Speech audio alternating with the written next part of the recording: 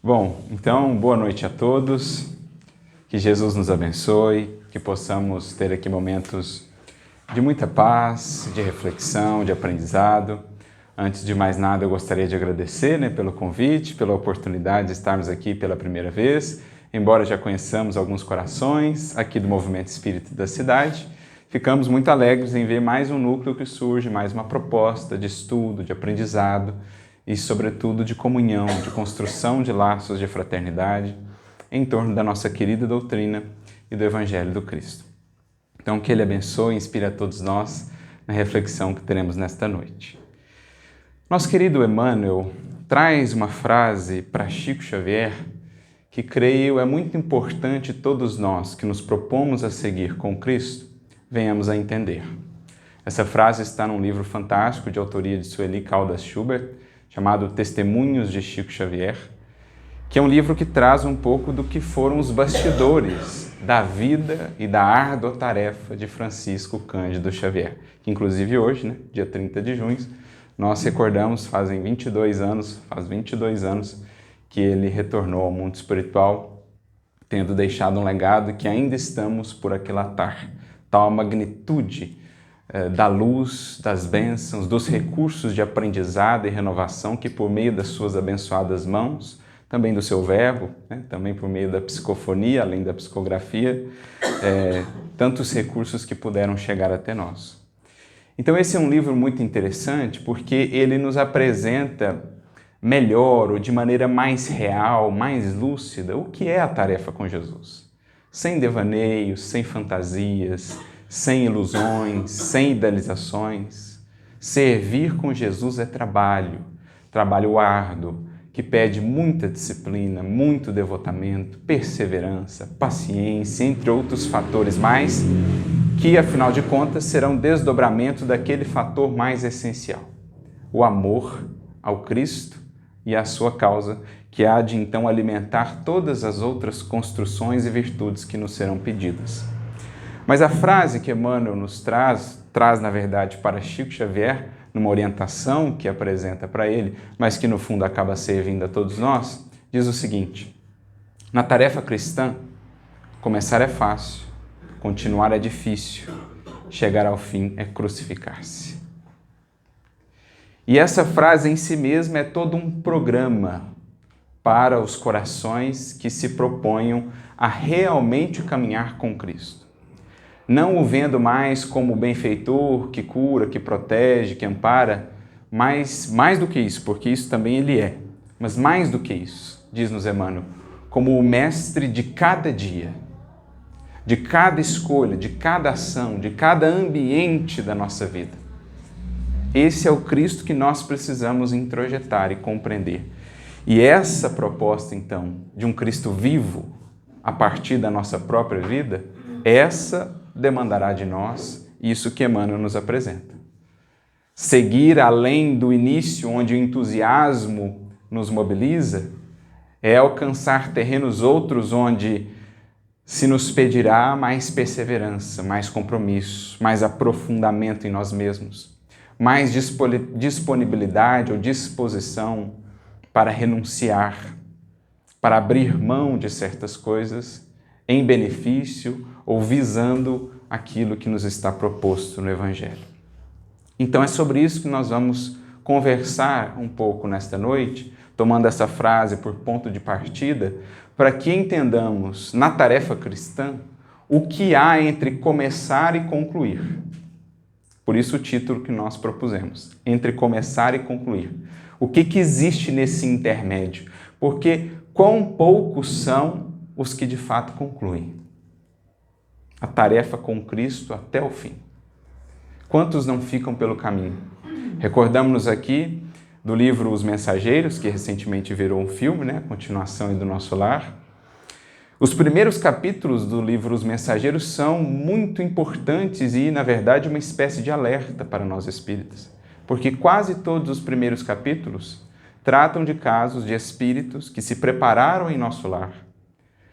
Anos e anos de preparação no mundo espiritual, estudos, o amparo dos benfeitores, o planejamento reencarnatório, né? Alguns como médiuns, outros como doutrinadores ou dialogadores de reuniões mediúnicas, outros como expositores, enfim. Espíritos que se prepararam nesses planos ou nessas moradas do mundo espiritual, que já representam um plano de mais consciência, de mais lucidez, mas que, voltando à matéria, mais uma vez faliram. E faliram, muitos deles, clamorosamente. Então, há ali um alerta, ali um convite, um chamado para que estejamos atentos para o que os nossos deveres de fato representarão, para que consigamos realmente avançar com consciência, levando adiante aquilo que nos cabe em termos de realização no mundo. Então, o livro Os Mensageiros ele vai cumprir para nós esse papel de apresentar-nos um pouco do que é esse cometimento que nos cabe. E para refletirmos então sobre isso, sobre esse processo, nós vamos recorrer ao próprio Evangelho do Mestre. Por mais que estudemos o Evangelho de Jesus, por mais que nos debrucemos sobre ele, mais vamos compreendendo, cada vez mais vamos compreendendo o quão vasta é a mensagem do Cristo.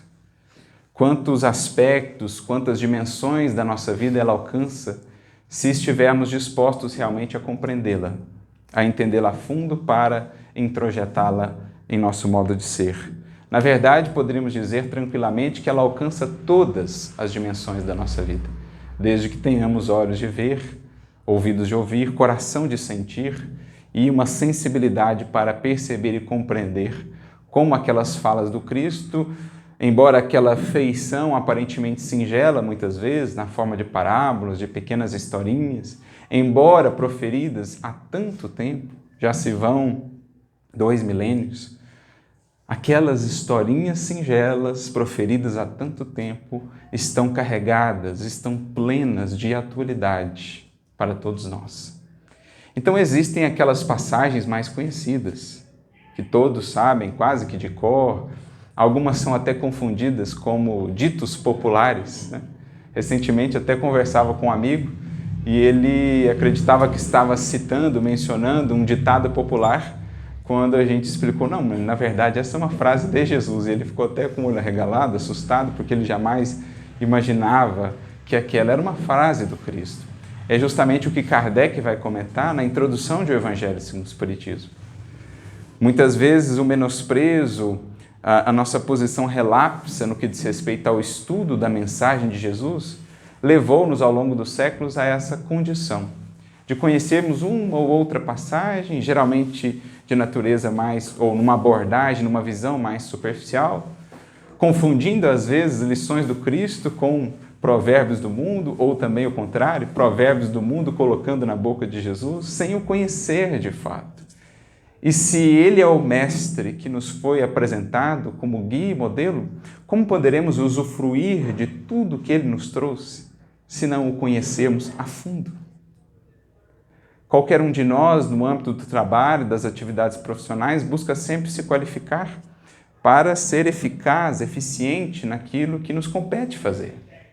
Quantos anos não despendemos na formação profissional, nos processos de qualificação, cursos? Isso tem a sua razão de ser, tem o seu valor, mas diz respeito à personalidade do mundo, que hoje atende a essa profissão, a esse mistério, e amanhã estará em outras áreas, chamado a outras realizações. Agora, o que diz respeito ao Cristo e ao Evangelho é conquista, é construção de vida eterna. Não passa. Há de perdurar, há de continuar conosco, há de eternum.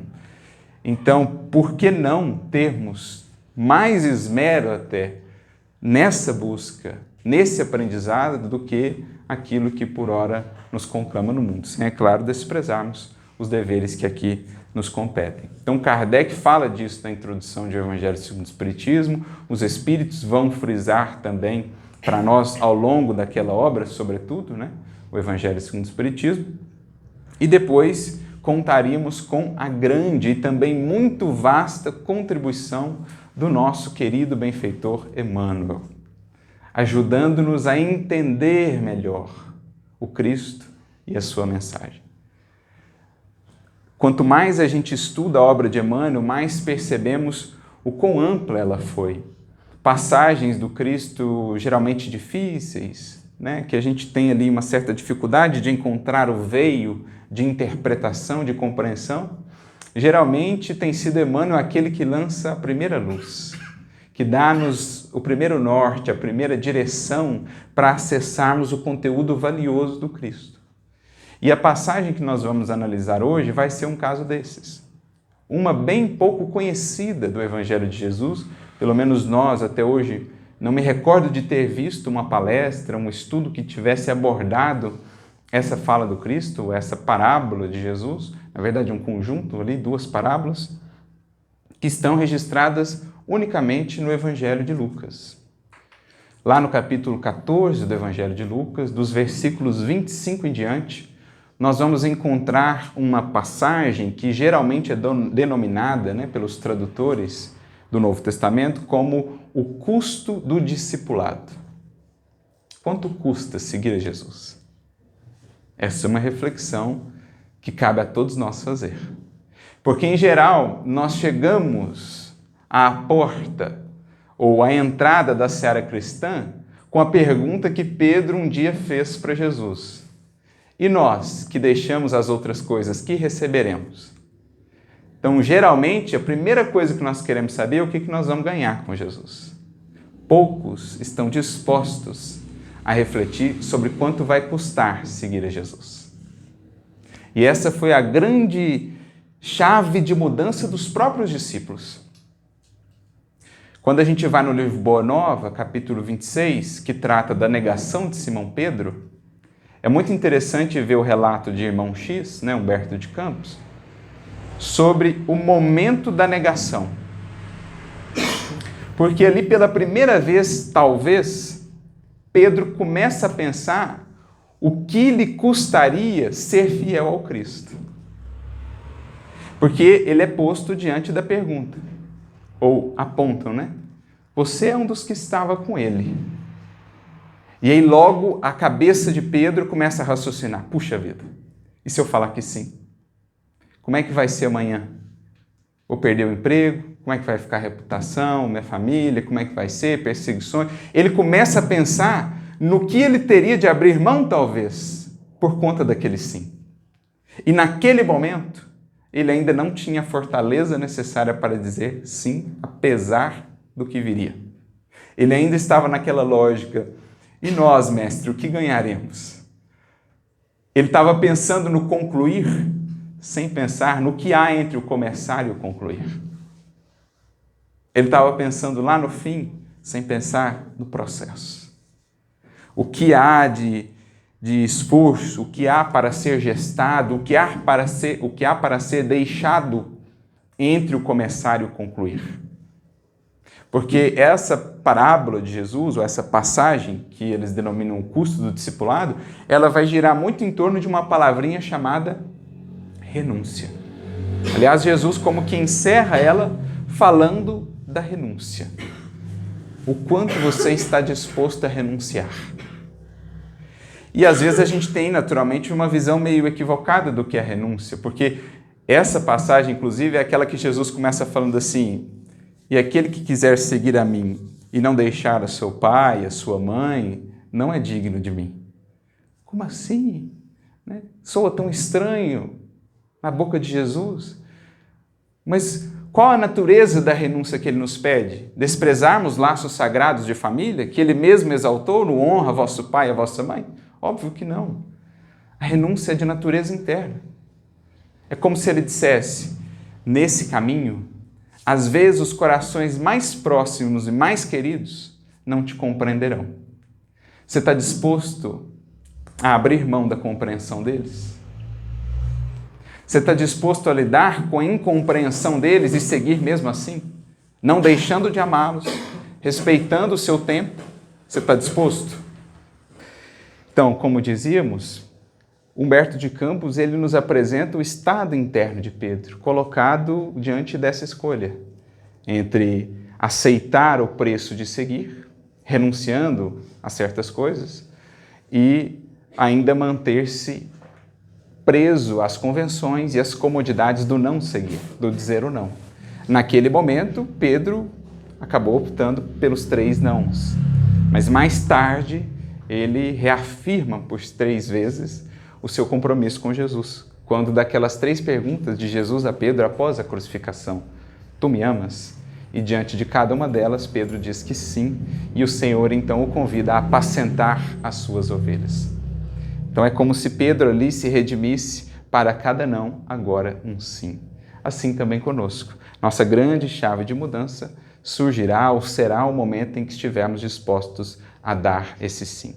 Então a passagem como um todo, ela gira em torno da renúncia e também, digamos, de um processo de preparação para que realmente, mais do que simplesmente começar, tenhamos recursos para chegar a concluir. O Emmanuel tem uma outra mensagem muito interessante no livro Fonte Viva, chamada Couraça da Caridade. E o último parágrafo dela é muito bonito. Ele diz assim, a respeito também da tarefa com Cristo, ele diz: a convicção e o entusiasmo da fé bastam para começar honrosamente. Mas para continuar uma tarefa e concluí-la com êxito, só mesmo contando com a caridade paciente, benigna e invencível. Ninguém poderá prescindir, diz ele, da caridade paciente, benigna e invencível para chegar ao fim de uma tarefa com Cristo. Isso nós vemos tranquilamente numa vida como Francisco Cândido Xavier. Não fosse o montante de amor que ele tinha pelo Cristo e pela causa, ninguém suporta tantos ataques, tantas lutas, tantas dificuldades, tantas horas de serviço, cansaço físico. Só há uma coisa que sustenta uma alma numa empreitada assim: o amor. Recordo-me de uma frase de um grande místico da Igreja Católica, considerado santo, chamado São João da Cruz. E ele diz assim, que a alma que caminha no amor não descansa e nem se cansa. A alma que caminha no amor não descansa porque está sempre buscando servir. Ser um veículo, um vaso que transporta esse amor. Então ela está sempre no dinamismo da vida, não descansa. Mas, paradoxalmente, também não se cansa. Porque sendo um canal do amor, está conectada à fonte da vida, ao manancial do coração de Jesus, que a sustenta na tarefa. Quanto mais serve, mais o corpo talvez se consuma, mais o espírito permanece rejuvenescido, alegre, cheio de recursos de bom ânimo. Isso unicamente explica vidas como um Francisco Cândido Xavier, um Eurípides Barçanufo, um Bezerra de Menezes, entre outras tantas que poderíamos aqui enumerar. Mas, além dessas falas sobre renúncia e tal, Jesus ele conta 2 parábolazinhas nesse contexto aí dessa passagem, que dizem respeito a um aspecto de previdência na nossa vida. Por isso são chamadas também de parábolas da previdência. Previdência no sentido de que a gente precisa ser previdente, a gente precisa se preparar. Na seara cristã, uma das coisas que mais nos compromete e nos faz abandonar a tarefa em meio do processo ou no meio do caminho é a falta da previdência, da preparação. A gente vai de maneira afobada, de maneira impaciente, precipitada, às vezes abraçando uma tarefa ou muitas tarefas. Isso é muito comum no início do entusiasmo. O indivíduo abraça o mundo e daqui a pouco não está conseguindo manter nenhuma tarefa direito, quiçá as 10 que ele abraçou. Então, o cuidado que a gente tem que ter sendo previdente, construindo bases para que então a edificação possa se erguer. Então, uma das parábolas que Jesus conta, dessas parábolas da previdência, é chamada parábola da torre. É bem curtinha, 2, 3 versículos, assim como a seguinte. Na verdade, a gente poderia agrupá-las como sendo uma só. Jesus diz assim: e qual é o indivíduo que, querendo edificar uma torre, não para antes e calcula os gastos para ver se tem os recursos para edificar essa torre?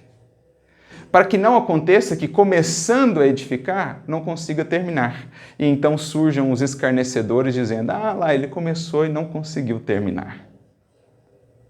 Ou qual é o rei que, indo para um combate contra um outro rei, não analisa se, partindo ele com 10 mil soldados, dará conta de lutar contra os 20 mil do outro?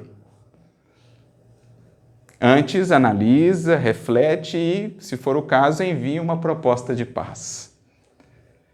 Essas são as parábolas, muito pouco conhecidas, como a gente dizia, pelo menos do que temos conhecimento aí no movimento espírita em termos de abordagem, de estudos, mas extremamente importantes, porque nos falam desse processo primeiro de preparação. A própria natureza, a vida, coisas mais elementares do nosso cotidiano já nos ensinam isso. Por exemplo, uma simples árvore ensina-nos que para crescer em busca do céu é preciso antes fincar raízes bem profundas.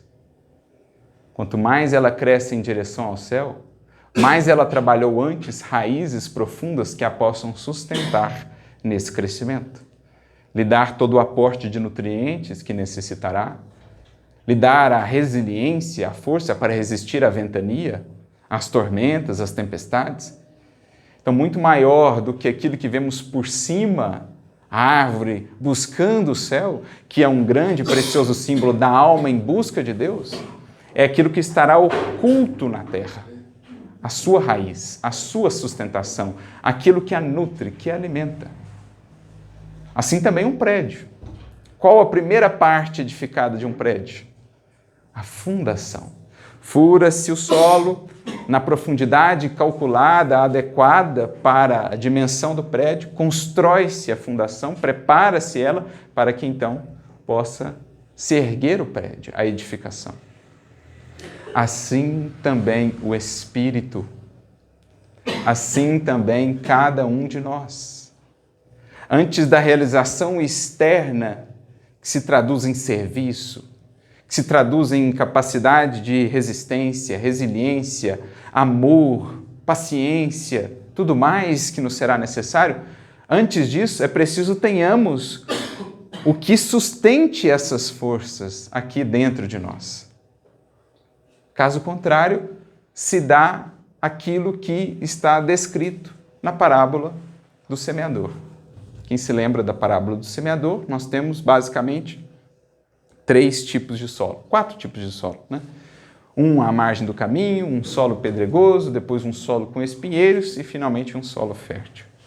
O que mais nos interessa aqui, porque é muito condizente com o que estamos analisando, né? Vem ao encontro daquilo que nós estamos analisando, é o segundo tipo de solo. Se nos lembrarmos, Jesus diz que a semente cai ali e chega até a germinar. Mas em vindo o sol, ela se cresta, ou seja, ela queima, ela resseca, porque as suas raízes não tinham profundidade. Ora, o que é o solo? Senão o nosso coração, o sentimento, repleto ainda de pedregulhos, muitas vezes superficial, não foi devidamente cavado, não foi devidamente limpado, né? Removidas as pedras, preparado o terreno para que a raiz ganhasse profundidade. E ao vir o sol dos testemunhos, porque ele sempre virá, sempre seremos aferidos diante daquilo que temos aprendido com Cristo, quando vier o sol dos testemunhos, a nossa raiz esteja lá funda, capaz de extrair a água lá do mais íntimo da nossa comunhão com Deus, da nossa comunhão com a fonte da vida. Então isso é o que transmite essa parábola. E é basicamente sobre o que Jesus está falando nessas ditas parábolas da previdência. O indivíduo vai construir uma torre, ele vai primeiro calcular, né? Não que na seara cristã devamos viver indefinidamente projetando, sonhando, porque esse é outro risco no qual incorremos. Vivemos cheios de projetos que nunca saem da planta. Aliás, eu acho que a gente incorre mais nesse tipo de equívoco do que no outro, né? André Luiz mesmo diria, é perigoso viver com a cabeça repleta de sonhos quando as nossas mãos permanecem desocupadas. Você vai chegar no mundo espiritual cheio de sonho, de ideal não realizado, de projeto não concretizado. De que nos servirá isso? A árvore não será conhecida pelo desenho dela, ela será conhecida pelos seus frutos. Então, a gente não deve viver nessa posição sempre a calcular, sempre a projetar, mas precisamos de um mínimo de prudência, de análise, sem afobação, sem precipitação, para que não nos equivoquemos, não nos comprometamos. Por quê? Nesse caso, nos comprometermos, no sentido de falharmos, tropeçarmos, é também, de alguma maneira, comprometer a doutrina junto a outras vidas. Porque a mensagem do Cristo, a mensagem do Espiritismo estará, digamos, vinculada ao nosso nome. Nós a representaremos de alguma maneira. E se falhamos, né, se comprometemos, claro que o outro não poderá servir-se disso para justificar também as suas quedas. Eu só vi cristãos que falharam, só vi espíritas que tropeçaram. Ele não poderá servir-se disso como justificativa para o seu caminho. Mas não deixa de ser alguma influência perniciosa, quando nós comprometemos o nome da doutrina que está empenhada em nossa vida. Puxa, o indivíduo é espírita, mas olha a vida dele. Não reflete em nada aquilo sobre o que ele fala, aquilo sobre o que eu já ouvi falar da doutrina espírita. Então é o que está aqui, os homens escarnecedores que Jesus menciona.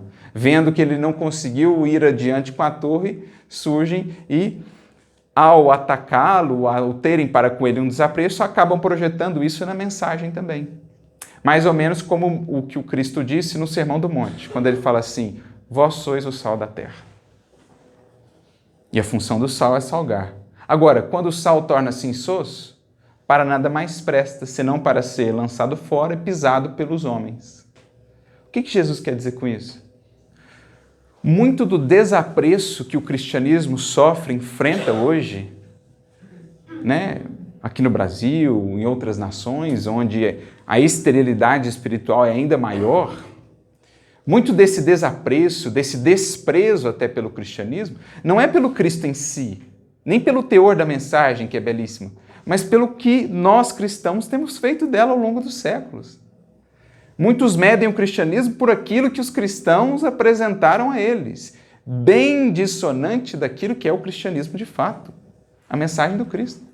Por isso o sal tem sido pisado pelos homens, desprezado por tantos, porque associam a mensagem do Cristo ao que viram, ao que lhes foi falado, que está bem distante daquilo que é o cristianismo de fato. Vide, por exemplo, as cruzadas, vide a Inquisição, ou vide as hipocrisias de hoje ainda, preconceitos que muitas vezes cultivamos. Isso mostra um cristianismo distante do que ele deveria ser. E isso gera ou alimenta o ceticismo, alimenta o desprezo, o materialismo da parte de corações que, se tivessem visto algo melhor, talvez teriam sido estimulados a irem mais fundo, a buscarem conhecer melhor.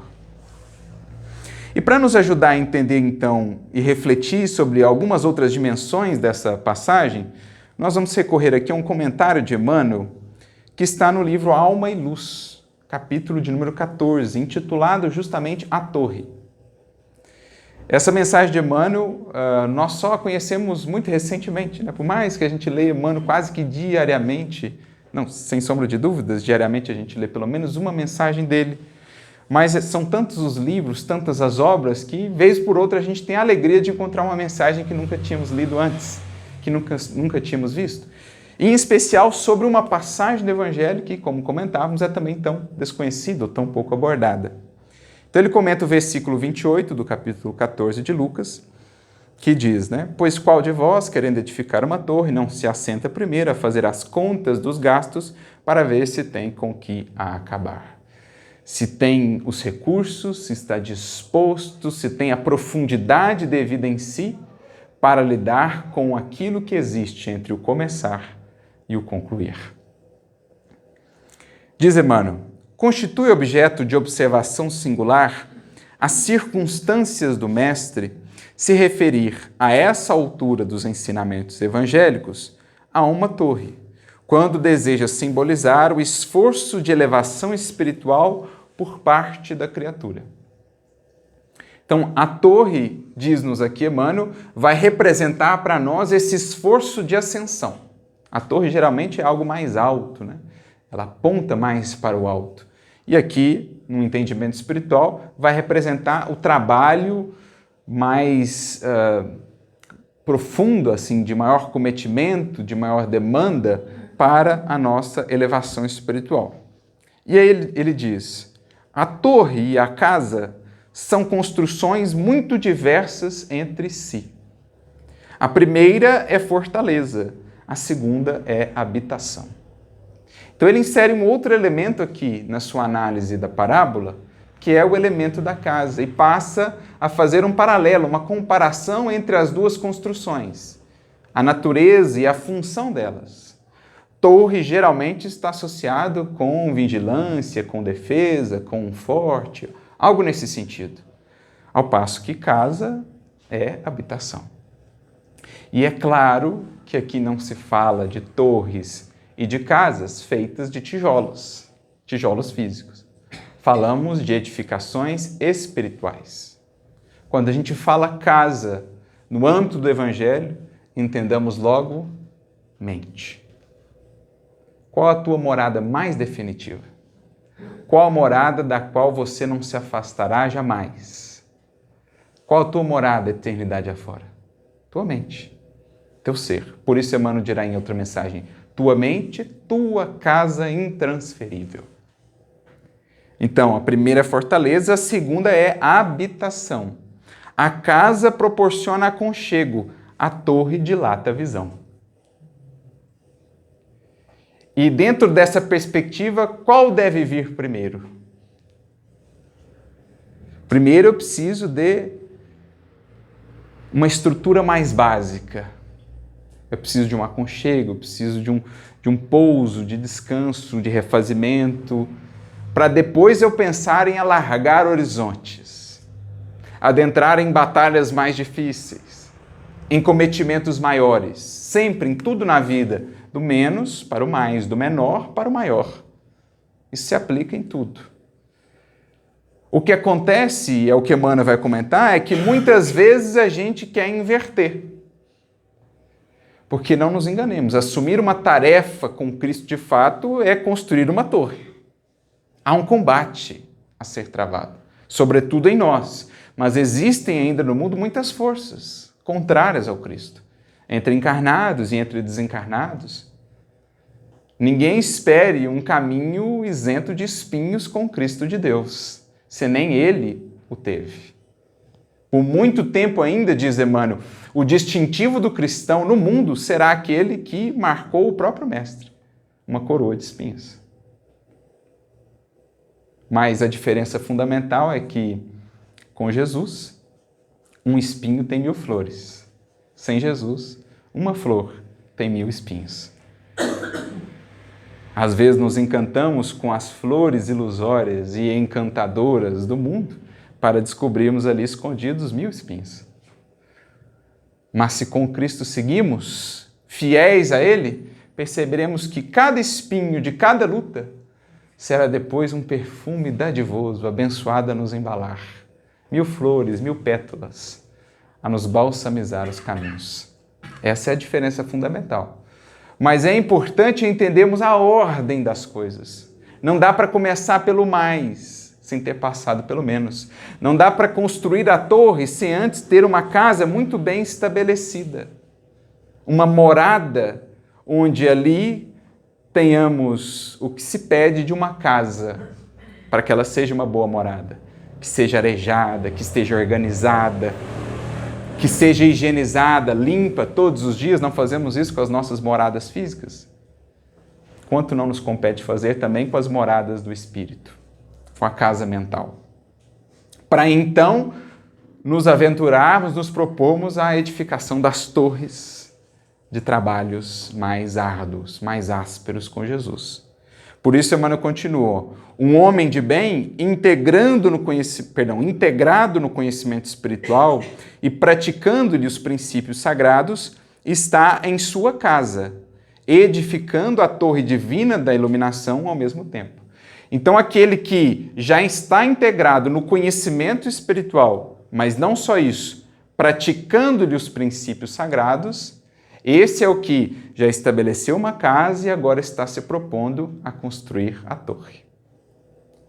Porque ele não está mais só no âmbito de estar informado quanto ao que seja o Evangelho. Ele já se dispôs à prática. E só se dispôs à prática efetiva quem já sentou e analisou muito bem o que o espera. Quem está disposto a ir além simplesmente de ter no Cristo o benfeitor que nos traz paz, que nos consola, mas vê-lo agora como mestre, como aquele que nos convida ao bom combate pela luz, vencendo a sombra em nós mesmos e também dissipando-a no mundo. Então ele fala, aquele que já, além do conhecimento, está se propondo à prática, esse, além da casa, está começando a edificar uma torre. Porque sem essa base, sem esse refúgio interno em nós, onde poderemos ali nos refazer no contato com Cristo, nós não estaremos preparados para as grandes lutas que vêm. Recordo-me de uma passagem do Evangelho que ela é muito emblemática até nesse sentido.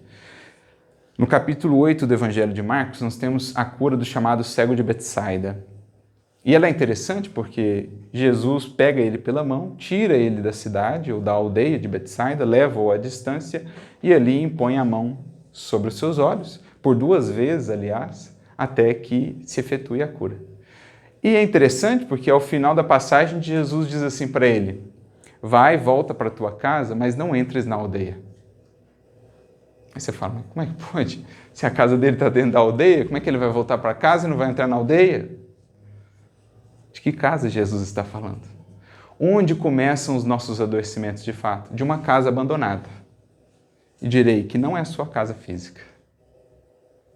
Nossos adoecimentos começam de uma casa a mais íntima e a mais importante das casas, geralmente abandonada, esquecida, bagunçada, não arejada, não iluminada. Então Jesus fala, meu filho, volta para o teu refúgio, olha o que está aí dentro, edifica a tua casa, daí virá a saúde e então terás recursos para os outros empreendimentos no mundo. Mais ou menos o que Emmanuel está dizendo aqui. Em regra vulgar, o que se observa no mundo é o número espontâneo de pessoas que nem cuidaram ainda da construção da casa interior e já falam calorosamente sobre a torre de que se acham tão distantes. Então, é o entusiasmo de quem ainda nem começou a conhecer-se, a maturar os ensinamentos e as lições que recebeu e já está querendo abraçar o mundo em termos de realizações. Já está querendo fazer tantas e tantas tarefas, tantas e tantas atividades. Onde a fundação?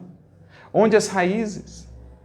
Recordemos-nos aqui de um dos maiores tarefeiros do Cristo, Saulo de Tarso, convertido em Paulo de Tarso. Logo após a conversão, ele queria começar pela torre. Primeira coisa que ele faz em Damasco, vou na sinagoga no dia seguinte, falar de Jesus para todo mundo. Falar que eu mudei, que eu estava errado, tal. Chega lá. Se eles tivessem martirizado ele, se ele tivesse recebido lá os açoites, os flagelos, não teria doído tanto quanto a indiferença e a frieza com a qual ele lidou. Então ele chega assim, desacursoado lá para falar com Ananias. Nossa, mas difícil demais, o povo não quer nem saber de Jesus, não quer saber de nada, indiferença. E aí o Ananias, mais sábio, mais experimentado pela vida, falou, Saulo, o Senhor te deu a tarefa da sementeira, mas o que é a primeira coisa que o semeador faz? A primeira coisa que ele tem que fazer é ajuntar sementes no seu mealheiro particular. Em outras palavras, qual o material que você está semeando, Saulo? O que a sua vida fala do que você semeia? Sua vida ainda está longe daquilo que você vai se propor a semear. Então, a primeira coisa que você tem que fazer é aproveitar as sementes em você, deixar a arvorezinha crescer, para quando ela começar a dar os primeiros frutozinhos, desses frutos você tirar algumas sementes para distribuir. E aí ele torna, Saulo fica meio um pouco de dificuldade de entender assim a princípio, aí ele é mais claro, né? Sua vida ainda não está minimamente coerente com o que você está propondo a divulgar. Trazendo aqui para o nosso contexto, você está querendo começar pela torre sem trabalhar a casa. Você não construiu sua casa ainda com Jesus e está querendo começar pela torre. E aí o que acontece? Ele vai buscar o seu mestre lá em Palmira, Gamaliel. Gamaliel fala para ele, toda planta é muito frágil no começo. Então você tem que ter muito esmero, muito cuidado. Você precisa se fortalecer um pouco mais, deixar as raízes criarem profundidade para você começar a pegar as invernias do mundo. Lidar com as tempestades, com as ventanias. Vai lá para o deserto e fica lá um tempo. 3 anos. Meditando dia a dia o Evangelho, conversando com Áquila e Prisca, trabalhando os remorsos, as culpas, conhecendo os sentimentos, conhecendo a si mesmo, em outras palavras, ganhando profundidade. Transformando o solo lá pedregoso da parábola num solo fértil. Transformando o solo com espinheiros num solo fértil. Tirando espinheiro, tirando pedra. Volta para Jerusalém achando que já ia dar para começar. Vai conversar com Pedro.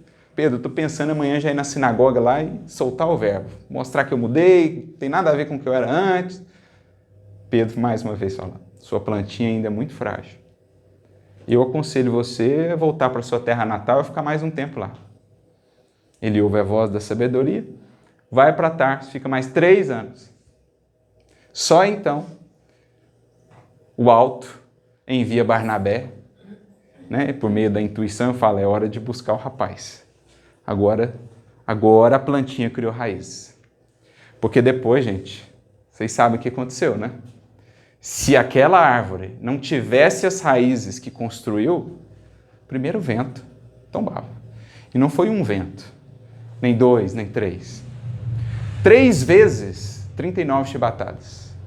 Fora as vezes que apanhou de varas, uma vez apedrejado até quase a morte, naufrágios, ladrões, assaltos, jejuns, fome, nudez, os caminhos ásperos dos desertos, daquelas jornadas, daquelas estradas de então, enfim, não fosse esse trabalho de preparação. Então ele entendeu, primeiro eu preciso construir a minha casa, o meu refúgio seguro com Cristo, uma habitação onde estejamos eu e ele, dialogando dia a dia, no clima da oração, do estudo, do conhecimento de mim mesmo, aí eu terei os recursos fundamentais para então começar a fazer uma torre. Não é fácil o serviço profundo da elevação espiritual, nem é justo apenas pintar projetos sem intenções ou sem intenção séria de edificação própria. É o que nós falamos dos sonhos, só dos projetos, só da idealização, sem nada de concretização. É indispensável refletir nas contas, nos dias ásperos de trabalho, de autodisciplina. E aí ele conclui mais adiante. Perdão, tem um parágrafo aqui antes. Para atingir o sublime desiderato, o homem precisará gastar o patrimônio das velhas arbitrariedades. Então, muito do combustível para você seguir, muito da lenha que você vai ter que queimar, é os seus velhos caprichos. Você está disposto a transformar isso em lenha? A abrir mão e queimar isso no fogo do amor, no fogo da renovação? Você está disposto? Ao converter o que antes era a viga da sua casa em lenha, porque agora já não mais serve, você tem que fazer uma outra casa com Jesus. Aliás, é bonito isso, né? Dentre todas as profissões, Jesus escolheu ser carpinteiro. E Estevão, Gesiel, vai falar sobre isso. Veio ele nos ensinar a construir o nosso abrigo por meio do Evangelho. Mas com um novo material. O antigo é lenha. Lenha você queimar. Capricho, exigência, ilusão, sabe? Mágoa, ressentimento, tudo vai ter que ser lenha. Mais cedo ou mais tarde você vai ter que abrir mão disso. Você está disposto? A gente está falando até agora só do preço, né? Mas, gente, precisa falar da retribuição? Em se tratando de Jesus, a gente precisa falar da retribuição, do que vem? A alma que se conecta com Cristo? A alma que o sente vivo dentro de si? Há algo que se compare nesse mundo a isso? Nada. Nem arranha, nem chega perto.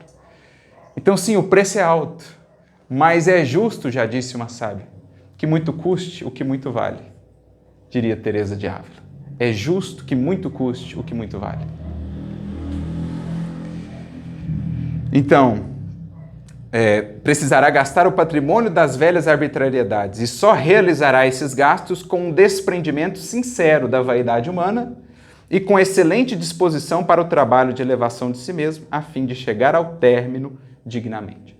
Então, igual o cego lá de Jericó agora, se você não estiver disposto a deixar as capas de vaidade, de máscaras, de imagens, Você começa com Jesus, mas não chega ao fim. Queres construir uma torre de luz divina? É justo. Mas não comeces o esforço antes de haver edificado a própria casa íntima. E é isso que buscamos, no fundo, ao comparecermos à casa espírita, a uma reunião assim, a um grupo de estudo. Estamos trabalhando na nossa casa íntima, para que, a partir dela, bem estabelecida e já contando com a presença viva de Jesus, estejamos aptos à edificação das torres, dos testemunhos mais altos, mais elevados, mais sublimados, aqueles que, justamente por subirem mais, serão mais vistos e mais atacados, mas serão também aqueles de maior alcance na transformação e na sublimação de outras vidas, como o fez um Chico Xavier, como o fez um apóstolo Paulo. Da casa edificada com Jesus, fazendo as contas, analisando, dispostos a pagar o preço, ergueram-se em torres de luz, faróis para a história da humanidade, deixando o convite para todos nós, para que o façamos também. Há um preço, mas o que nos espera depois, nem conseguiríamos traduzir em valores humanos. Que Jesus abençoe a todos vocês, muita luz e muita paz.